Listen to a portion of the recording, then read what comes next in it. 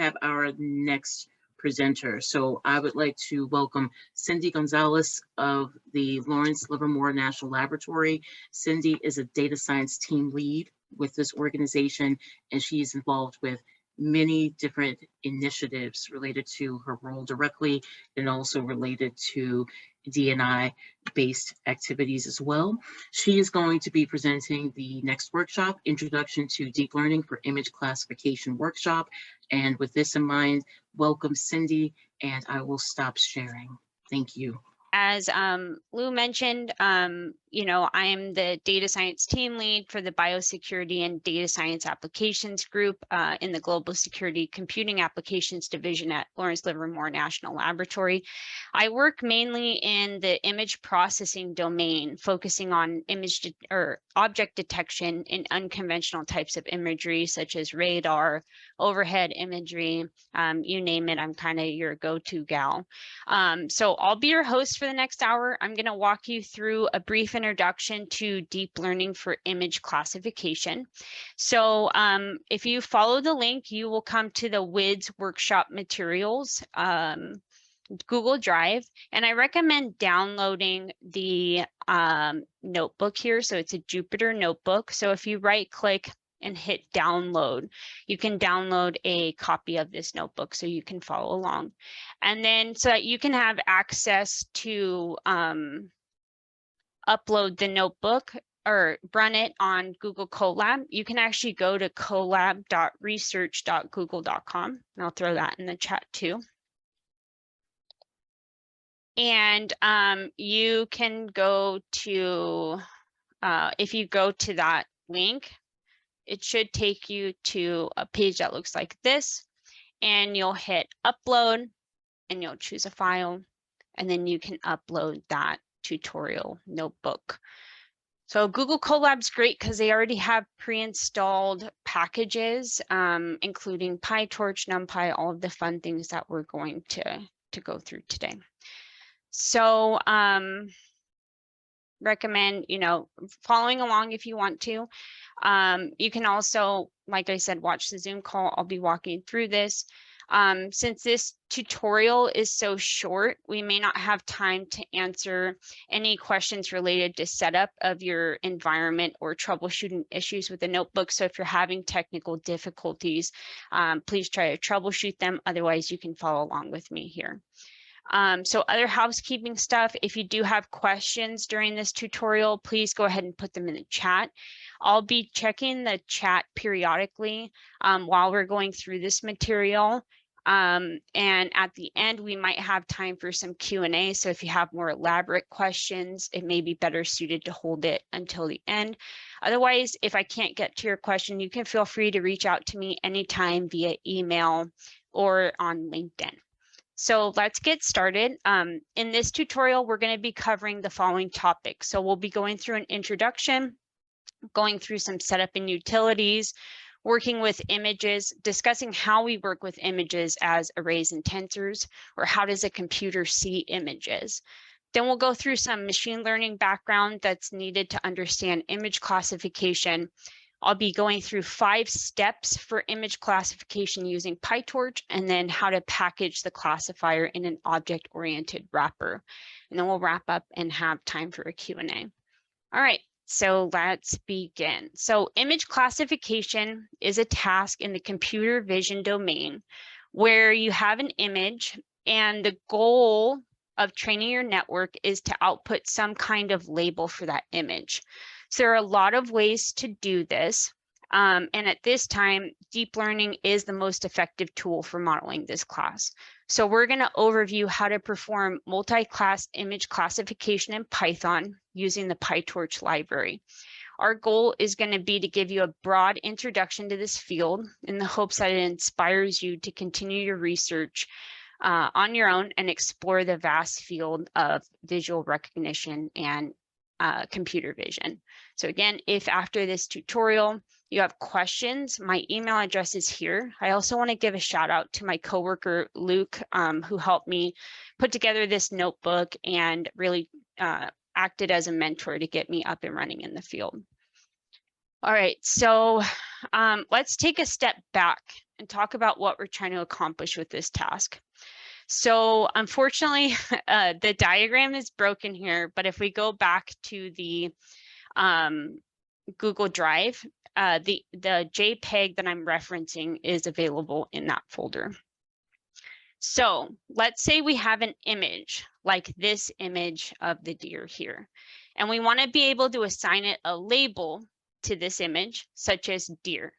So the label in this example is also referred to as a class. So the first thing that we need to do is we need to process the image so that a neural network can make sense of what we're providing to it.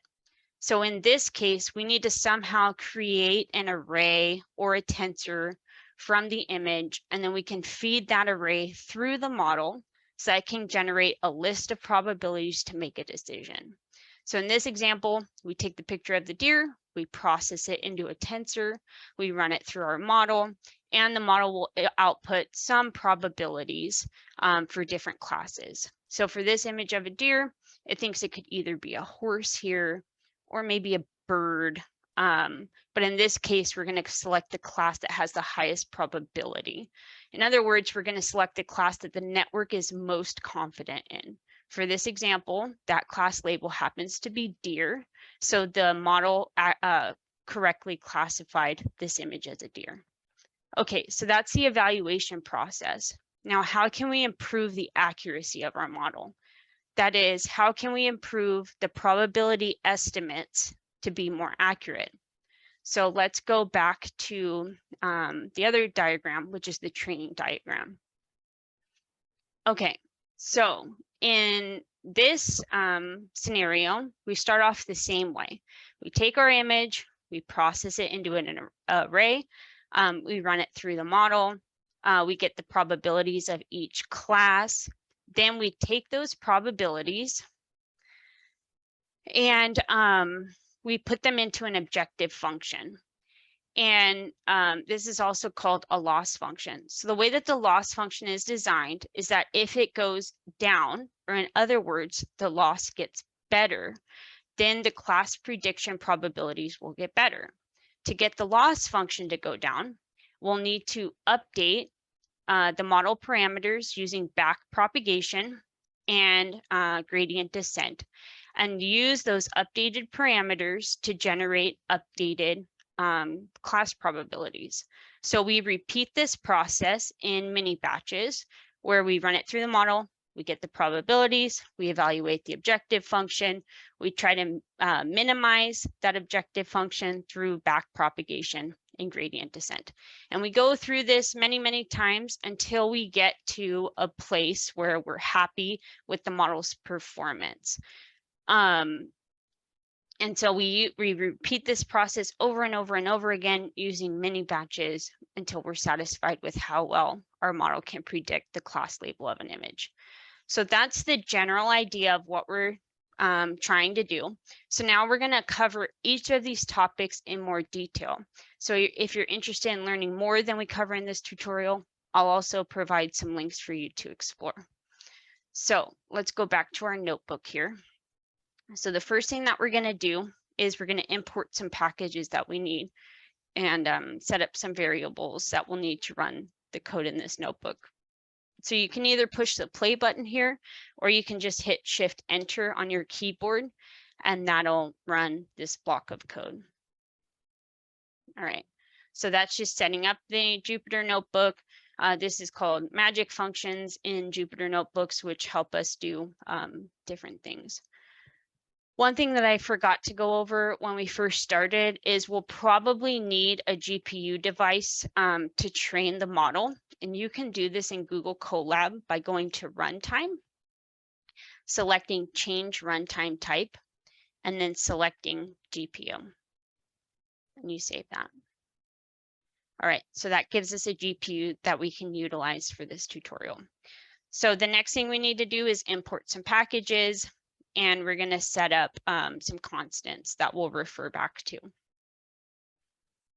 Another thing that we want to do is set up an image display utility functions, and you're welcome to use these functions for your work or anything else that you have that you may need this for. All right, so as we mentioned earlier, we need to take an image and process it into a format that the model can understand. So to do this, we're going to need to answer the question of how does a computer see an image to be able to perform classification on it? So as some of you may know, an image is made up of pixels. So a pixel is a single number that represents the intensity of that area of an image. So let's consider that we have a black and white image and we take 1 pixel from that image. So let's run this next cell and we can get an interactive widget that can tell us what or show us what we're talking about here. So here's our pixel. And as we can see, the default value of this pixel is 0 and the image appears black. So a pixel value of 0 indicates no intensity and therefore the pixel displays black. But as we move the slider to the right and we increase the pixel value numerically, we can see that this pixel begins to lighten and becomes more gray. And as we approach the largest value of 255, we see that the pixel is white, indicating a high intensity at that pixel. So that's the basics of translating what we see visually into a numerical value for black and white images. So now let's talk about color. So as some of you may know, color images have 3 bands, a red, a green, and a blue band. Each pixel then has 3 values to represent its intensity of each of those colors in that image. So again, let's look at what this looks like using another interactive tool. So we have sliders here for red, green, and blue. And if we toy around with these, we can see that I just increased the value of red. So the red band is very red, and you can see that since the green band and blue band aren't contributing anything because they have pixel intensity values of 0, the composite RGB image is going to be red. So let's say we add some green. Okay, so red, green, and no blue makes orange, which is an interesting combination. And then let's add some blue. And we can see that updates. These 3 bands together, working together, makes this this image here. Sorry, I'm just looking over my notes to make sure that we're good. Okay, so feel free to play around with this tool and see what different combinations of red, green, and blue make. Like I said, some of the combinations are actually pretty surprising. Like I wouldn't anticipate that, red, green, and blue could even make pink, but these intensity values show us that it does in fact make pink. So if we were to slide these over, maybe make them all really high, you can see that we're getting like almost a whitish color of all of these combined. All right, so those are pixels. Now let's take a look at an image. So let's use the Torch Vision library to download a data set. So Torch Vision has a bunch of data sets already downloaded in it to make it easier for you to access data. So it'll already have process these data sets into arrays. So you can also put your own data set in here if you wanted to. So let's just grab the CFAR 10 data set. It has about 60,000 images in it. And if we run this cell, it's going to download the CFAR 10 data set. So if you see like a downloading happening, that's totally good. That's what we want to happen. So overview of CFAR. So CFAR has 60,000 images in it. Each of those images has been assigned a label such as a plane, car, bird, etc. to represent what is in the image. So to make things easier, each class has an equal amount of images in it. So for our 10 classes, there are 6,000 images that show that class. So there are 6,000 images of planes, 6,000 images of cars, etc. So each image in this data set is relatively small. It's size 32 pixels by 32 pixels by the 3 bands, red, green, and blue. So to take a look at what this data set looks like, let's take a random sample from the training set, which is what this, this function is doing. So we can see here are some examples of planes in this data set: cars, birds, cats, deer, dogs, frogs, horses, ships, and trucks. So quick note, if you noticed up here, when we loaded in our data set, we split it into a train and testing set. So we're going to use the train set to train our model, update the weights, and we are going to use the test set to evaluate the performance of the trained model. So I'll talk more about this as we go on later on, but that's what the two functions are here. Okay, so as you can see, we've got some pretty images here. So bringing us back to what we were talking about before, let's just pull one image from the C410 data set. So we have like this handbag looking thing. It looks like it has a kitty on it. So what do the red, green, and blue color channels look like for this image? So the first cell here, if we run it, this is going to be what the red band looks like for this image. Now this isn't going to be 100% authentic representation, since we're using just a generic color map to really show you what the intensities look like, but it's at least going to give us an idea. So if you notice, there's really no red color here. It's kind of white looking. And if you can see, there's actually the pixel values indicated here. So like 3 is close to 0, which would mean like no intensity, but we see like these really dark red spots here have like 199 or 200. So remember, it goes from 0 to 255. So 255 indicating as intense a value of red as we can get. So let's see what the green band looks like. Going to the next cell, just run it. So this is what the green band looks like. It's kind of hard to tell from this, but if you want to play with this on your own, they look similar, but there are actually differences because the pixel values are going to be different for red, green, and blue. And if you look at the blue band, you can really tell it's very blue. You can almost not even see the kitty's face in this. Whereas in the red and green bands, we can really see the outline of the kitty's face.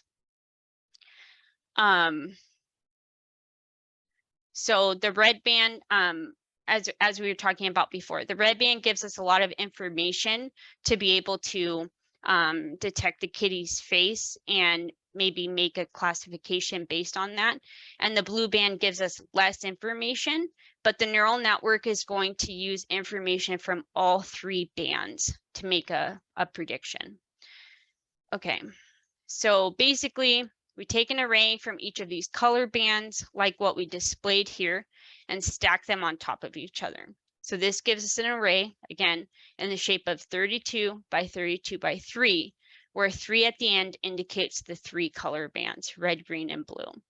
So this number of bands may be different for different types of imagery. So for example, if this image of the kitty were black and white, the size of the image would be 32 by 32 by 1, since there's only one array that we need, 1 representing the intensity of white in an image.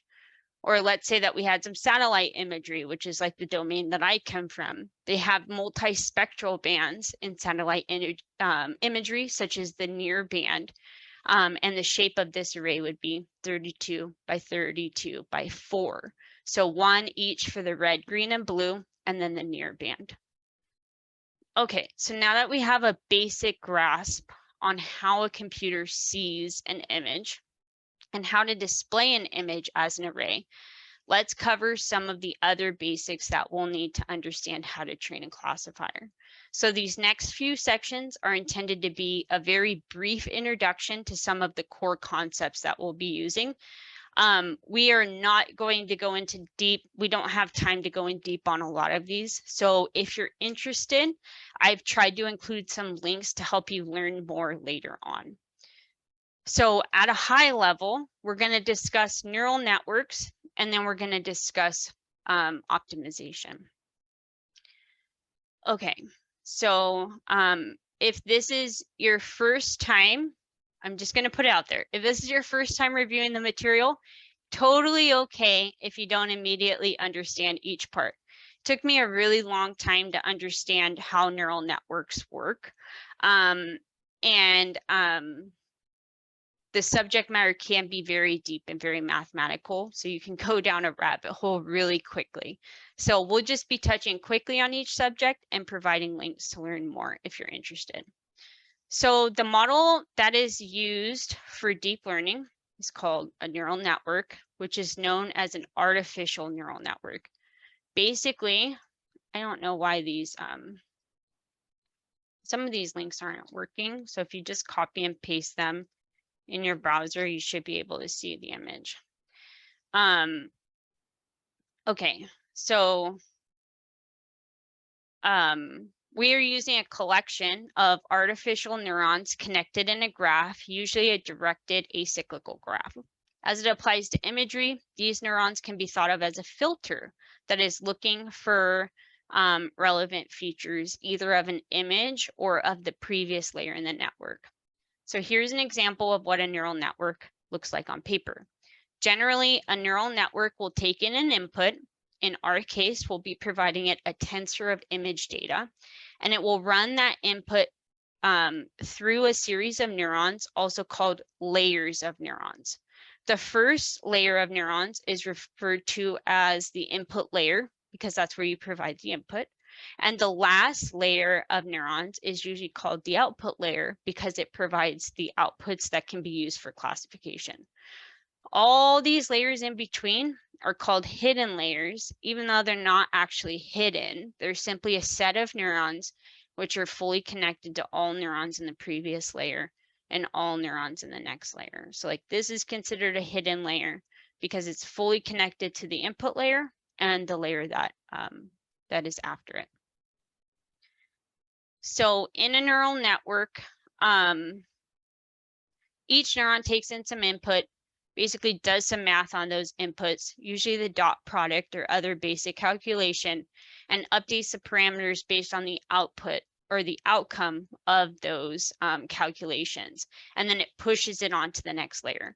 So we're going to be talking about how to update their parameters, the neurons parameters, when we talk about optimization later on. So this idea that we have that we were just showing really doesn't scale well when it comes to images. So as we saw earlier, images have a lot of pixels. So for the CFAR data set, again, the input's going to be 32 by 32 by 3, which is 3,072 parameters that need to be updated per neuron in the first layer of the network. So there are typically hundreds of neurons in one layer, and these parameters grow as we move down the network. Also, the CFAR images are still considered small. Again, I said they're only 32 by 32 pixels.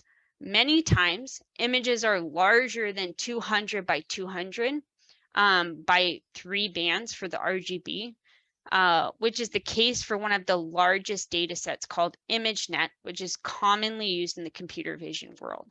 So an image from the ImageNet data set is an upwards of 224 by 224 by 3, which means more than 120,000 parameters per neuron in the first layer and hundreds of neurons per layer, which can lead to millions of parameters that need to be updated, if not more.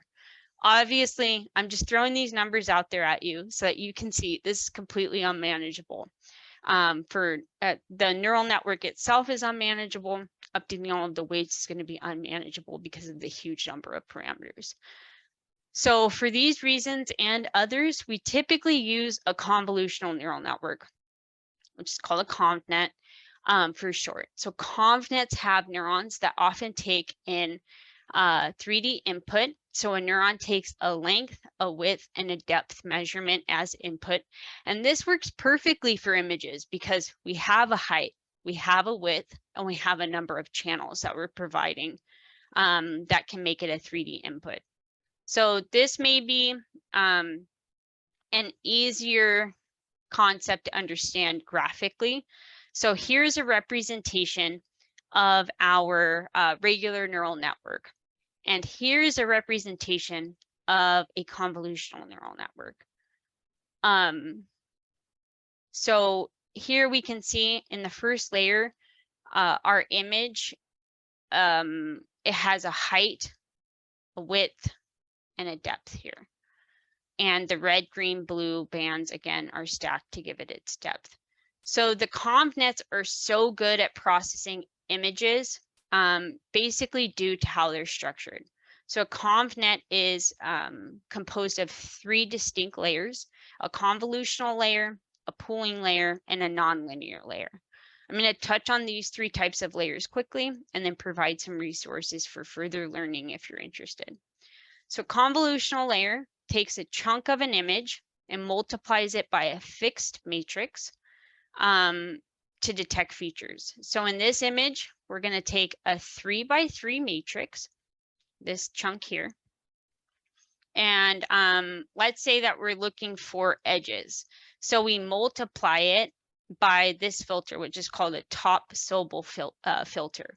So we take this 3x3 chunk here, let's say, and multiply it by this fixed matrix to get an output, which is going to be indicated here. So for this example, let's say we're just looking at his eye. This is like a good example here. So we get in, so we take this 3x3 matrix here, we multiply it by our Sobel filter here, and we get a value of -34.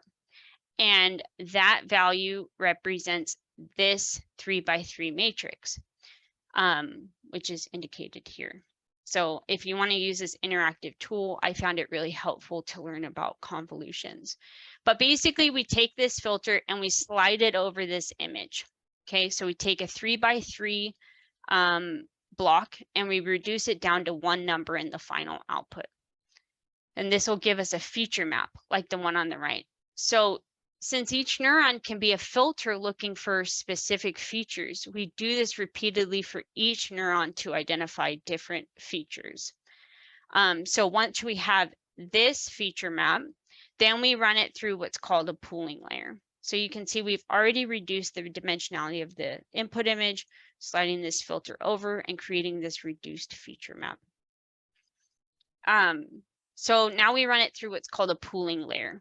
So the goal of the pooling layer is to take this feature map and reduce it down in a way that still preserves the most important information. So the most common type of pooling is called the max pooling, which takes patches of the convolved image and picks the largest value from the patch to represent that image.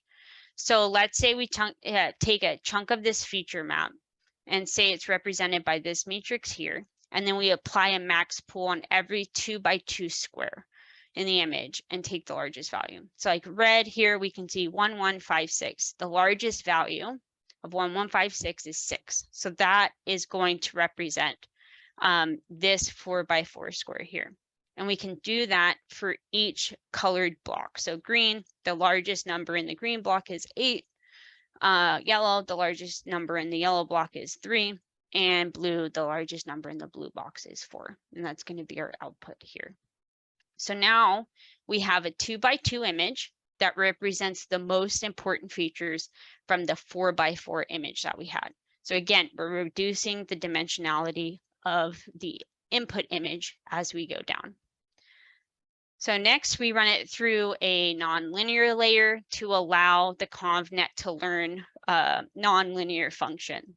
So to understand this layer, we need to understand that the function does a good job of mapping an image to a label. It's not, that function is not going to be linear. So we need to introduce some form of nonlinearity for the convnet to learn. So the most common nonlinear layer is the rectified linear unit layer. So that's ReLU layer for short, which basically makes all of the negative values 0. So it's a really fancy way of saying, take the input and whatever is higher, 0 or X, assign that to this value. So you can see all that we're doing is if it's a positive value, we keep it the same. If it's a negative value, we just make it 0. That's all that the rectified linear unit is doing. So let's think about this. Why do these types of layers work so well for image data? Well, for a few reasons. 2 things I'm going to highlight are, first, spatial invariants. So a ConvNet is designed to not be sensitive to the position of objects in the image. So if we have like 5 images of cats, let's say, and each image is a little bit different than the previous one, like we saw in the CFAR dataset visualization, the ConvNet will still be able to learn the features that make up a cat, even though the original position in the image is different. So to explain this a little bit further, like let's say that we take a picture of a cat looking at us, and then we take a picture of the cat looking to the right and a picture of the cat looking to the left. The ConvNet is going to learn features, not necessarily spatially where the kitty is in the image. And so it's not going to be sensitive to where the kitty is in the actual image. So next up, ConvNets were actually engineered to act just like our brains act to detect features in an image. So they can process features in a hierarchical way, just like our brains do. So let's take a look at this visual to help us understand this idea. The neurons that are in the first few layers are going to detect low-level features, such as edges, lines, maybe going from one color to another color, etc.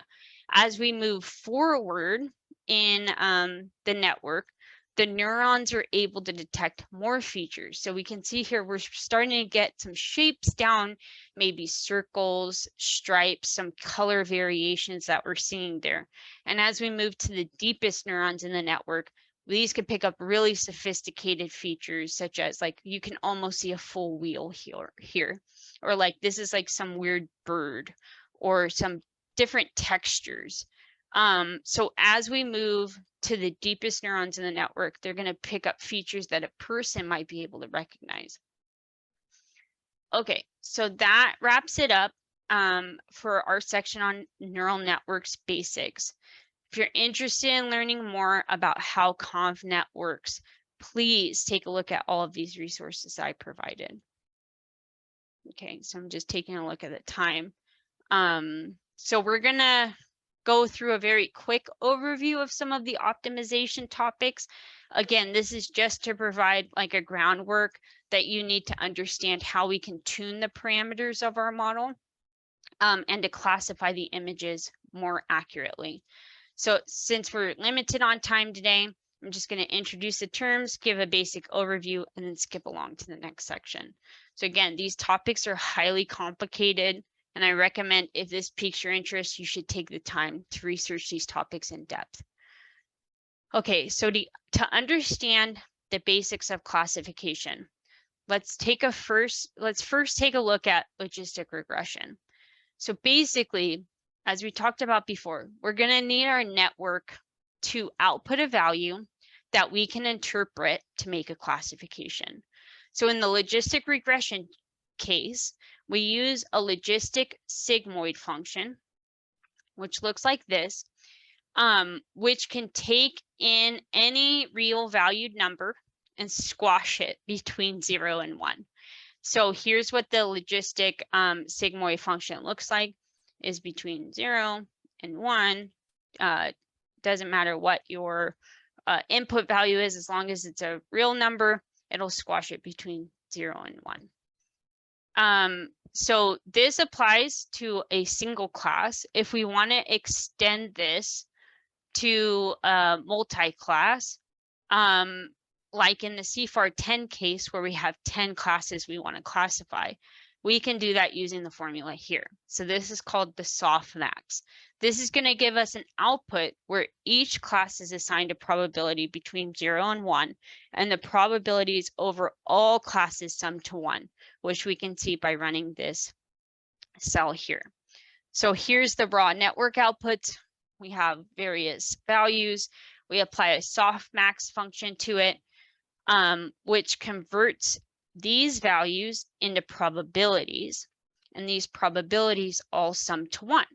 So the idea here is we select the value that is highest, and that can we can use that to interpret this is the class that the network is most confident the label or the image belongs to. So this is the class that we'll select that will classify that image to. Okay, so now we want to create an objective function, also called a loss function, which will output a high probability for the correct class and a low probability for all other classes. So we can do this using cross entropy loss, which is defined here. Intuitively, this takes the probability of the true class and converts it to a quantity that we need to reduce in order to increase the probability. So for us to get the probability of the true class close to 1, we need to get the cross entropy loss close to 0. So to do this, we can use what's called gradient descent. So we're going to train our network to minimize this loss function. And in our case, this is cross entropy loss. We can do this using the gradient descent algorithm. So basically, how the gradient descent algorithm works is that at each time step, we're going to evaluate the derivative of the function at the current x. This is going to give us the slope of that function. If we know the slope, we know which way is down on the function. So then we can take a step of some chosen size in that new direction. To control how quickly we move down the function surface, we need to define a learning rate. So this is going to be our step size. And we're going to take that learning rate, that value, and multiply it by the gradient of the function to determine the magnitude of the step we're going to take. So the learning rate is a so-called hyperparameter that you can fine tune to get the most efficient training. We'll talk about that in our example. If the learning rate is too large, gradient descent will diverge and the loss value will get increasingly larger until it approaches infinity. If the learning rate is too small, the algorithm could fail to make progress or settle in a local minimum and never reach a global minimum of the function. So when we're training and we notice, oh, hey, our validation loss is exploding, that could be a sign that the learning rate is too large. If our loss function is barely decreasing, it's taking itty bitty steps to go down, that could be an indication that our learning rate is too small.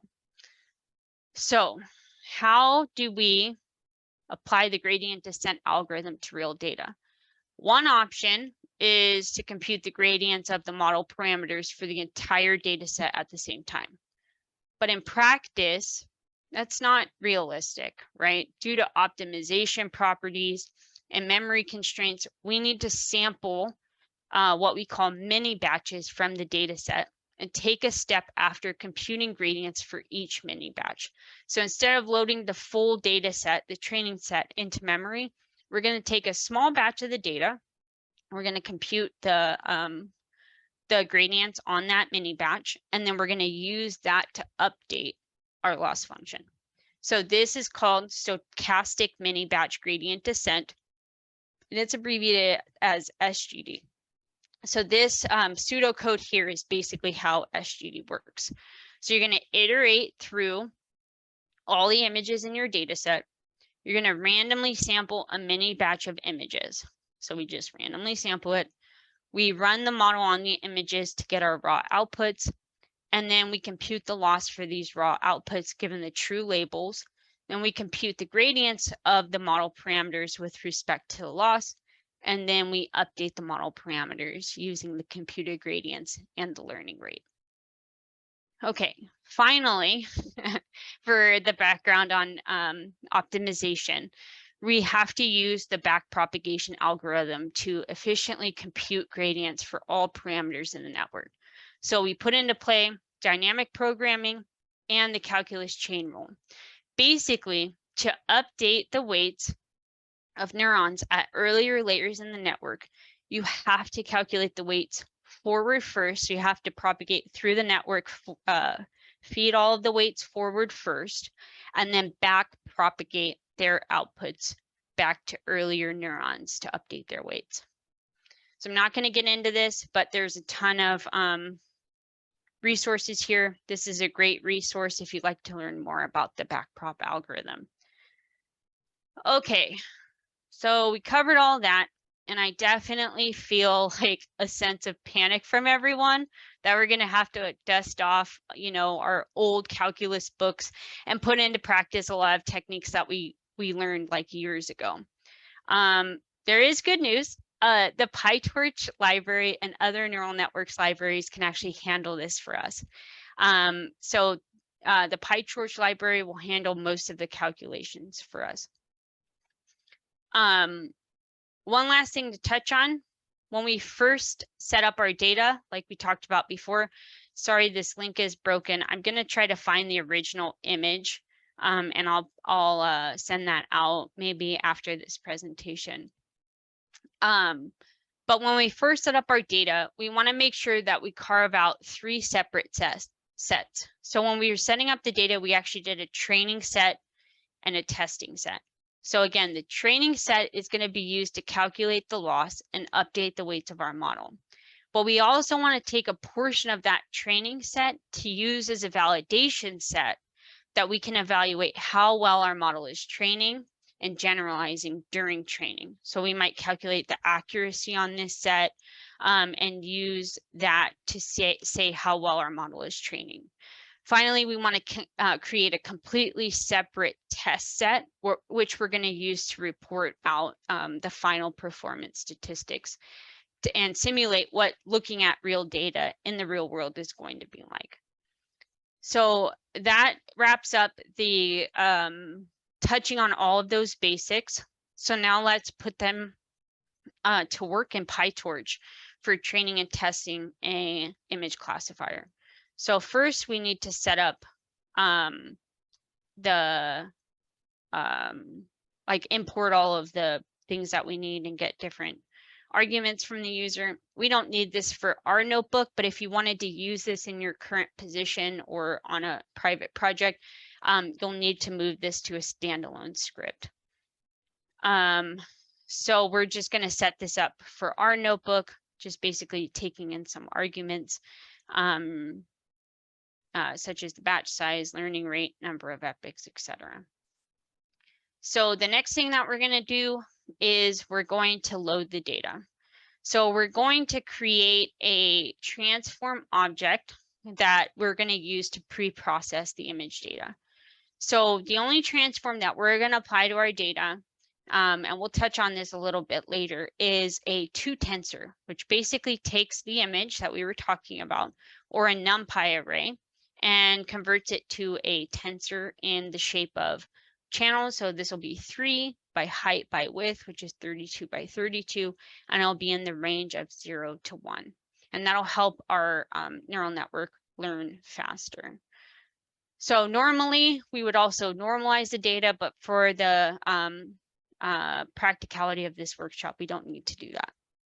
So we're going to create a directory to store the data set in before downloading it. We're going to instantiate objects for the CFAR 10 data set, again, our train and test set, and instantiate a data loader. Basically what the data loader does is shuffles, batches, and iterates through the data set for us. Something that we didn't talk about, it is really important that we shuffle the training set so that we're not feeding it like all kitty pictures first, and then it optimizes the weights based on those kitty pictures, and then it goes to the next class. Like, we don't want that. We want to show it like different instances of different classes during training so that it can see more variation and trains the optimizer well. So next thing that we're going to do is we're going to create a simple model with 2 fully connected linear layers. So the first layer is going to take that input that is the size of the unraveled image. So for that, it's just going to be 32 times 32 times 3.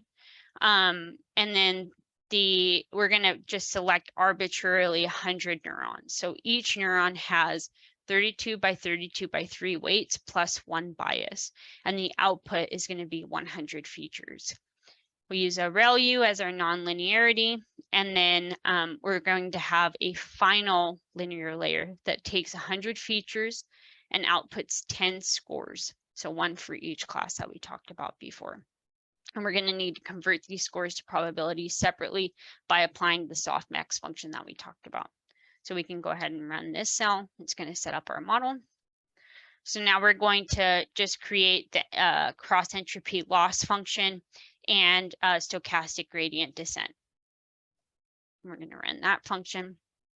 So load in the data, create a model, create an objective function and an optimizer.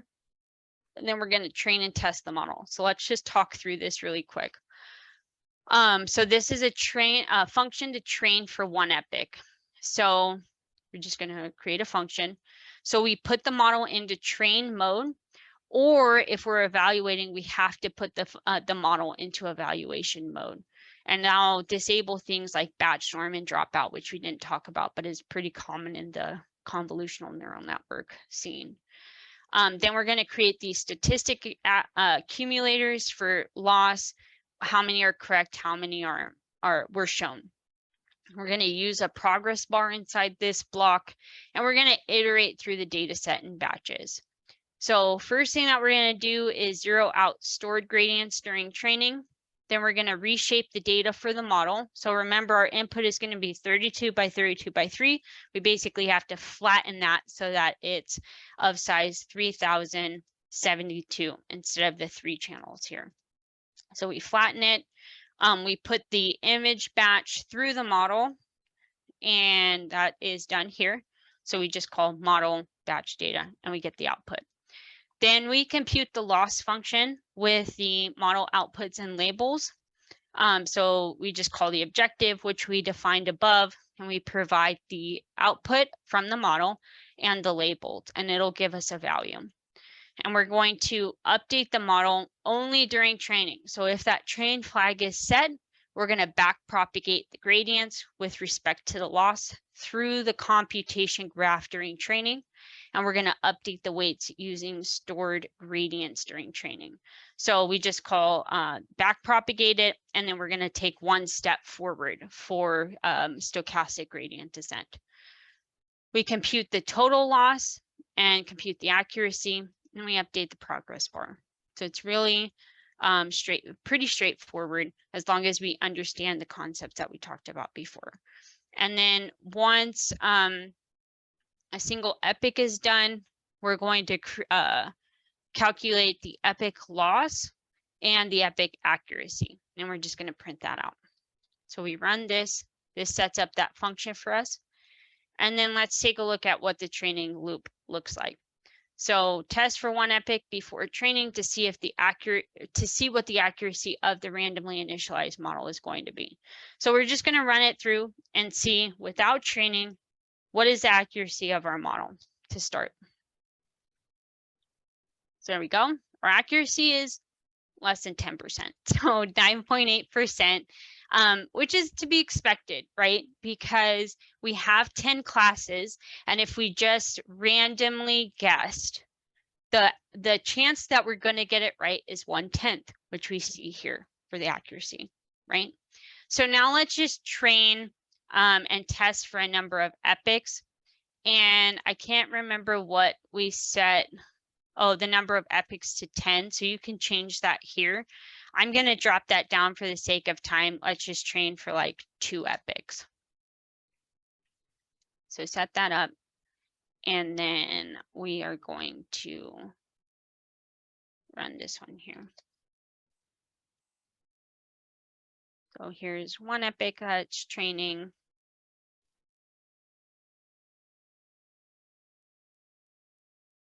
And this is the 2nd epoch that's training. Okay, so now our accuracy has improved to 33%. And for all of you, since we're running short on time, for all of you, if you wanted to, we package this up in a object-oriented wrapper. You have the basic model here, the classifier, which you can just call, and then instantiate the classifier object. You can visualize examples from it. Here is a utility function that we can use to visualize an object and the softmax scores that we talked about, so that you can see how well the model is training. This will give you how to visualize 3 examples from the test set, and you guys could play around with that. So just based on the 2 epics that we ran, how well did we do? Not very good, right?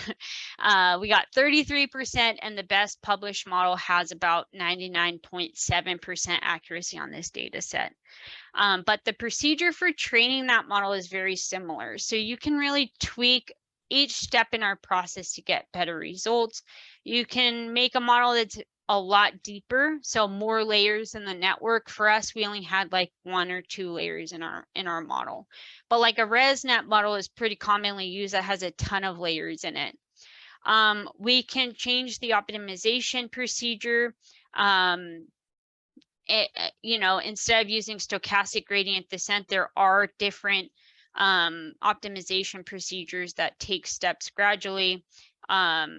We can augment our data, which is basically like to show the model different looks at the same image. You can like flip the image or turn it or zoom in on a part of it. You could do all sorts of really interesting augmentation techniques, and there's plenty of other things that you can play around with. Here's a list of different classification data sets if you want to play around with these to see how well you can, how good an understanding that you can get on this topic. So there are different visual recognition problems that we solve. We were talking about classification. There's object detection, which basically how can I draw a rectangular box around all objects of an image. Segmentation would be for every pixel in an image, how do I classify each and every pixel to a different class? Image retrieval would be return all images in a database similar to an input image. This is a pretty common task. I've had a few projects where we did this, and this is really cool to if you want to take a look at a paper about this. There's plenty of video problems that we need to solve applied to video, which you can think of video as 4-dimensional. So it has an image for every time step. So here's a paper on action detection in video, different image domains, like we talked about, you know, black and white versus RGB versus infrared, LiDAR, etc. Problems with very few training examples. So if we're starved of labels when we're training, how can we quickly learn a new task? And then self-driving cars, of course. There are different neural network libraries besides PyTorch. Some of you may be familiar with these: TensorFlow, Keras, etc. And a number of helper wrapper libraries for PyTorch. So FastAI, PyTorch Lightning, and other libraries in the PyTorch ecosystem. So links for all of those. And I feel good. I finished with 5 minutes left. I'm sorry. I know this was like a lot of information that I just kind of threw at all of you. Again, this is a really deep subject area. If you're really interested in learning more, there's a ton of links in here. You can also reach out to me. I'd love to talk to any of you if you have questions or comments, or, you know, want to go through some other examples. So with that, it looks like I'll be tossing it back to Lou, and maybe have some questions that you'd like to ask.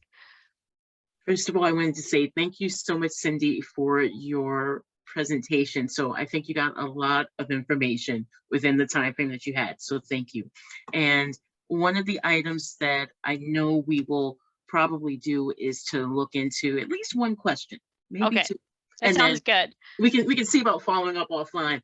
So here's a question that stood out for me, and I have to admit, I'm not going in chronological order, but the question is, how do you apply image classification in your role? If you can speak to that. Yeah, that's a great question. So like one of the projects that I worked on, we were interested in detecting, like, does this block of a satellite image contain a cloud? So I actually wrote a paper on this. We were using 4-band, but we were using segmentation for this, but let's just say that we had like a huge scene that was taken by a satellite, and we want to know which chips do we want to keep. And we assign a label. Somebody arduously goes through this data set and says, yeah, this one has a cloud, this one doesn't, this one has a cloud, that one doesn't. You can use classification to say, you know, throw this image out. You don't need to process anything because it's completely covered in clouds, or there is a cloud present in this image. That's just one example. There are a ton, especially in the medical imaging field, where maybe I want to find a tumor in like an X-ray. You know, how can I do that? You can do that using classification.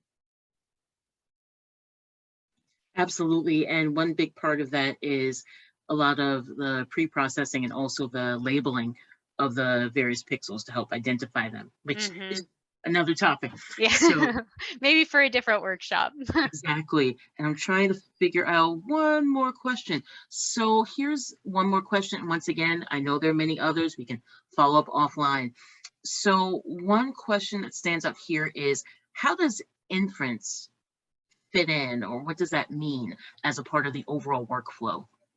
Yeah, so inference is the same thing as evaluation when we were talking through it. So you're basically taking some example and running it through the model, but you're not updating any of the model weights. You're using it for optimization. You're just running it through the model and saying, what is your prediction for this particular image? Perfect. And thank you so much, Cindy. And what we're going to do is just try to point out that there's a lot of, once again, great questions, but we'll follow up offline.